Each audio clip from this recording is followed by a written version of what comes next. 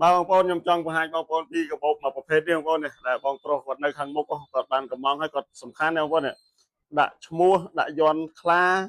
និងជាពិសេសឈ្មោះលេខទូរស័ព្ទគាត់នៅនឹងបងប្អូននេះហើយកាបូបនេះមានប្រយោជន៍ខ្លាំងណាស់បងប្អូនសម្រាប់បងប្អូនដើរលេងទៅណាមកណាឬក៏ជីវករលក់ដូរលក់អីវ៉ាន់បងប្អូនអាចចាំមើលខ្ញុំ帶បងប្អូនមើលបាទនេះបងប្អូននេះអានេះបើនិយាយកាបូបខ្លីមិននិយាយសុផែលកាបូបវែងយើងដាក់ចូលហើយបាទអញ្ចឹងបងប្អូនអានេះឧទាហរណ៍ថាមានកាយប័ត្រអីផ្សេងហ្នឹងទូរស័ព្ទបងប្អូនគ្នាបាទច្រើនកលៈហើយទូរស័ព្ទដាក់បាន5 6គ្រឿងមិននេះផងបងប្អូននេះ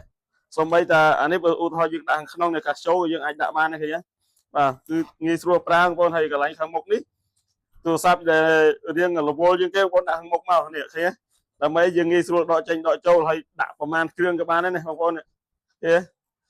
ហើយកាបូបនេះពេលយើងស្ពាយហើយស្អាតចឹងឃើញដើរលេង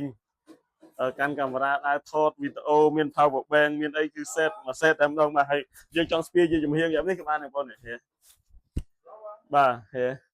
អេបងប្អូនអេខ្ញុំស្រឡាញ់ដែរបងប្អូនប៉ុន្តែដោយសារតែជាប់ចិត្តប្រើនេះសិនប្រើវានឹងចាស់នេះសិនចាំមិនម៉ាច់ចាំយើងដូរប្រើនេះវិញបាទបងហើយជាពិសេសបងប្អូនការដាក់ឈ្មោះលេខទូរស័ព្ទដាក់យន្តដាក់អីនេះ